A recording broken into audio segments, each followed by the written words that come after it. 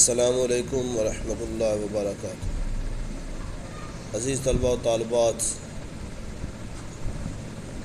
علامہ اقبال کی ہم نظم پڑھ رہے تھے، پیبستہ رہ شجر سے امید بہار رکھ۔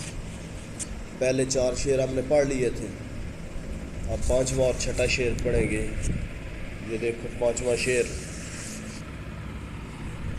شاخ بریدہ سے سبق اندوز ہو کہ تو، شاخ بریدہ سے سبق اندوز ہو کہ تو، نا آشنا ہے قاعدہ روزگار سے۔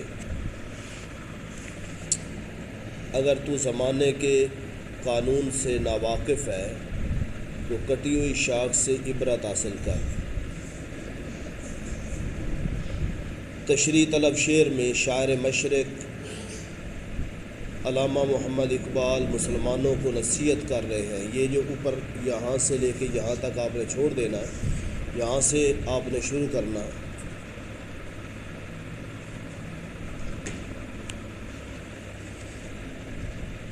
تشریح طلب شعر میں شاعر مشرق علامہ محمد اقبال مسلمانوں کو نصیحت کر رہے ہیں کہ اے مسلمانوں، تمہیں کٹی ہوئی شاخ سے سبق حاصل کرنا چاہیے، کیونکہ جو شاخ درخت سے کٹ جائے وہ کبھی ہری نہیں ہو سکتی۔ یہ آفاقی اصول کائنات کی ہر چیز پر لاگو ہوتا ہے۔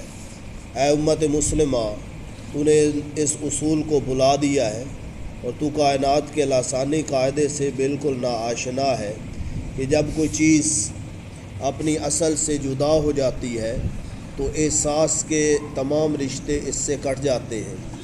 جیسے ہمارا پورا جسم آپس میں مربوط ہے، اگر ایک انگلی کٹ کر الگ ہو جائے تو پورے جسم میں وہ درد محسوس ہوتا ہے، جب کہ کٹی ہوئی انگلی تمام احساسات سے محروم ہو جاتی ہے۔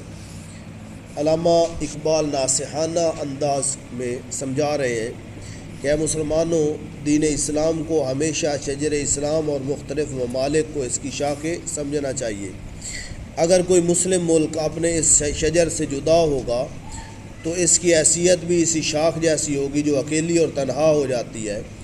دراصل مثالیں نصیحت حاصل کرنے کے لیے دی جاتی ہیں، تجربہ ان مثالوں کی بدولت مستحکم ہوتا ہے۔ اس لیے ہمیں کٹی ہوئی شاخ سے نصیحت پکڑنی چاہیے۔ ہمیں اپنے آپ کو دین اسلام کے ساتھ وابستہ رکھنا چاہیے۔ ہمیں اپنے اسلاف کے افکار و اعمال کے ساتھ وابستہ رہنا ہے، تب جا کر ہم اپنے اسلاف کے جانشین کہلانے کے حقدار ٹھہریں گے۔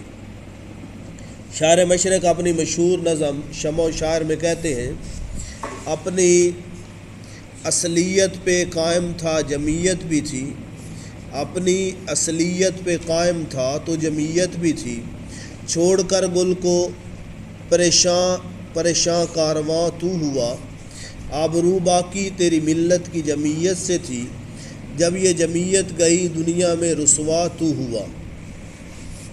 6واں شعر: ملت کے ساتھ رابطہ استوار رکھ، ملت کے ساتھ رابطہ استوار رکھ، پیوستہ رہ شجر سے امید بہار رکھ۔ ملت کے ساتھ مفہوم، ملت کے ساتھ تعلق برقرار رکھتے ہوئے پھر بہار کی امید بھی رکھی جا سکتی ہے۔ تشریح: شاعر مشرق علامہ اقبال تشریح طلب شعر میں امید بہار کا حوصلہ افزا پیغام دے رہے ہیں کہ امت مسلمہ کے نوجوانوں، ملت اسلامیہ کے ساتھ اپنے تعلقات کو مضبوط کرو، آپس میں انتشار سے بچو اور اتفاق کو خوب بڑھاؤ۔ تمہارے آپس کے تعلقات مستحکم ہونے چاہیے۔ اے مسلمانوں، شجر اسلام کے ساتھ پیوستہ رہو اور دلوں کو امید بہار سے پر رکھو۔ نا امیدی اور مایوسی کو اپنے قریب بھی نہ آنے دو، پھر اس کا نتیجہ یہ ہوگا کہ اسلام کا یہ تناور درخت پھلوں سے لد جائے گا۔ ان پھلوں کے اندر موجود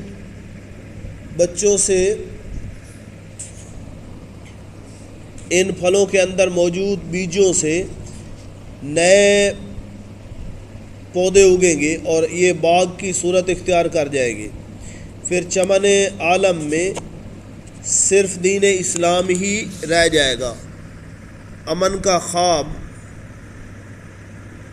پایہ تکمیل کو پہنچے گا۔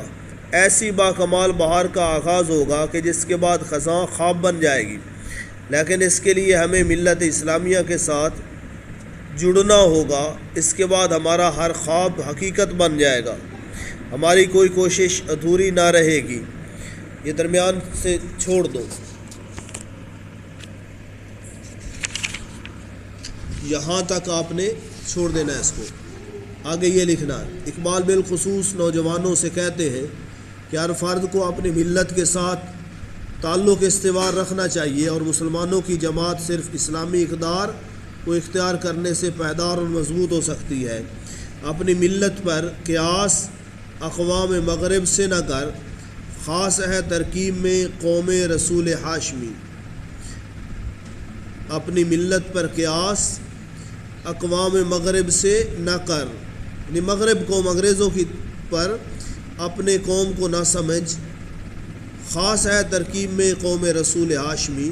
امت محمدی صلی اللہ علیہ وسلم کی زندگی گزارنے کا طریقہ الگ ہے، اور انگریز کا طریقہ، اقوام مغربی یورپین ممالک کا طریقہ زندگی گزارنے کا الگ ہے۔ تو ان کے زندگی گزارنے کے طریقے کو دیکھ کے اپنی زندگی کے طریقے کو بدلنا نہیں چاہیے۔ السلام علیکم ورحمۃ اللہ۔